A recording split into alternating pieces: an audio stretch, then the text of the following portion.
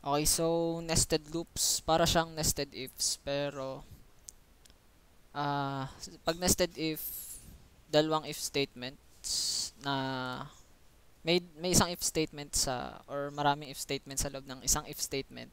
Pero sa nested for loop ay may loops ka sa loob ng isang loop. 'Yon. Parang dalawang senaryo ko lang siya madalas ginagamit. So ang pinakauna ay hindi, pinakamadalas kong ginagamit siya ay pag a-access ng two-dimensional array or three-dimensional array. So pag three-dimensional array, ah gagamitin mo ay yung so may loop sa loob na isang loop, may loop, then sa loob na isang loop, then may loop uli. So parang isipin nyo lang siya na so for I in range, gamitin muna natin yung isang range ng number, then print I python main.py. Okay, nagbibilang lang siya, and then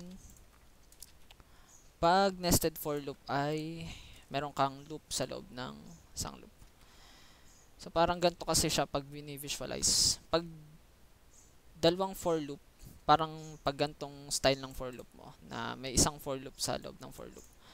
Parang ganito yung na ko-construct mo. Parang nagko-construct ka ng matrix. Kasi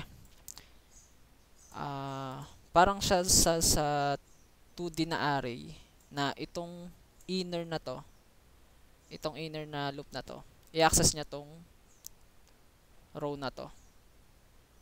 Pero itong outer na to, by itong row nga. De, by column pala tong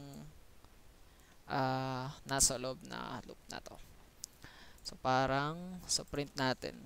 Row, kasi row to eh.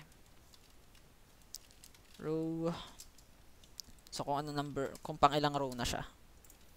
Okay, kasi sa programming kasi ay, di ba nag-execute siya ng pababa. So ito muna yung mag-loop. So ibig sabihin, babaan lang natin to. So ibig sabihin, for I in range, tatlong beses siya maglo-loop itong nasa loob ng block niya. Pero ito ay 5 beses niya ipiprint to. So ibig sabihin, 3 beses niya ipiprint to, pero sa loob may loop uli. So parang 15 times to na mapiprint. Ganon. So try natin siya. Python main.py.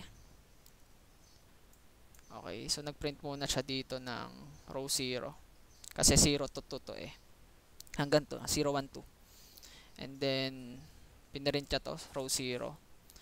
Then, maglulup siya ng 5 piso na eh. So, maglulup siya ng 5, base dito. So, 0 to 4. Yan, 5 beses siya.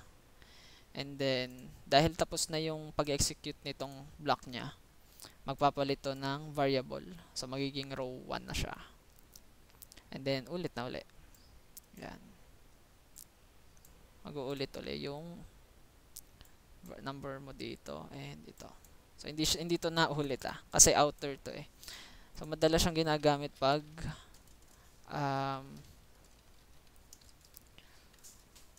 pag 2D array yung ano mo. So, kuwari ay, lagi ko tong ginagamit eh. Owen, so 29.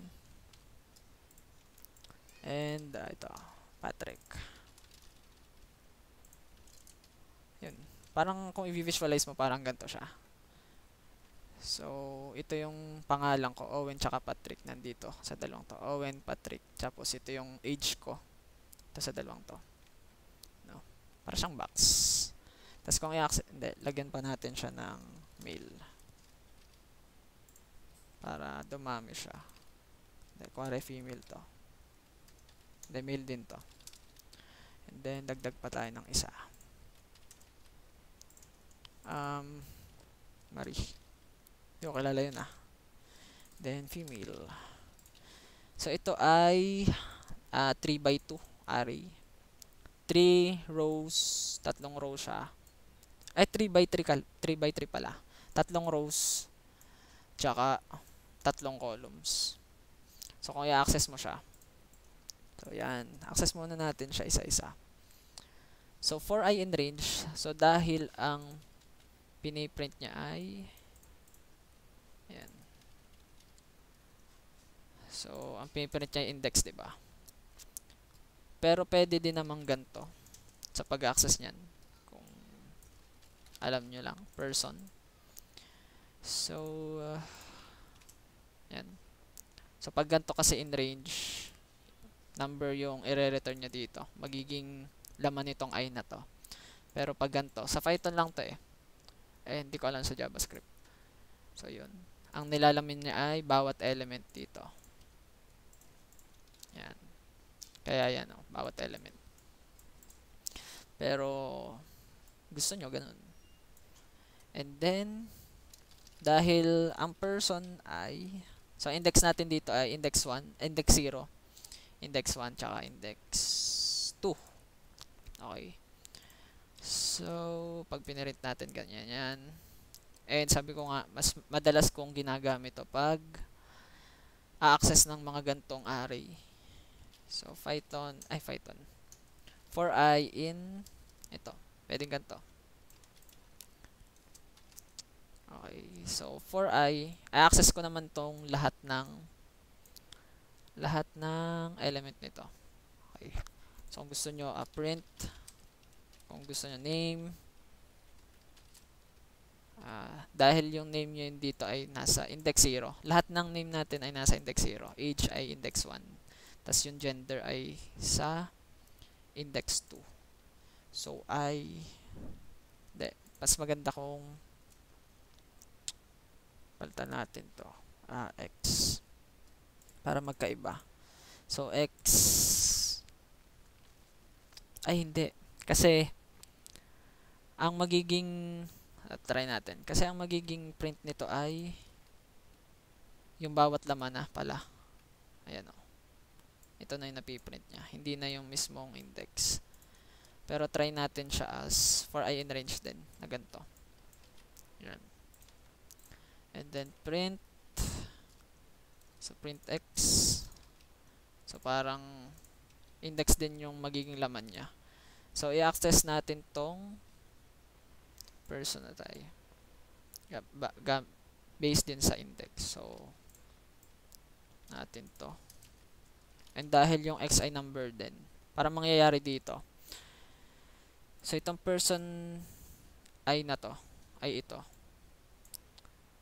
And pag mag-access ka ng 2D array, so kailangan merong ganito. And ito yung index kung pang ilan naman dito sa array na to. So ma-access niya ay mas maganda nga pag ayun, ganun nga din pala. Kasi naisip ko kasi ipiprint niya yung query name, gender, name, age, gender. So pwede pa lang kahit dito na lang. Basta gawin ko lang yung gusto kong gawin. So 0.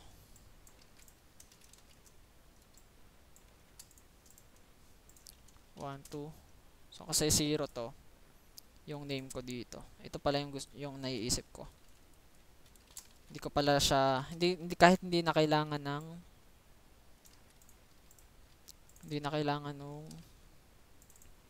ng isa pang for loop.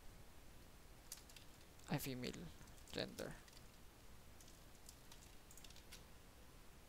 So yun. Yun. Pwedeng person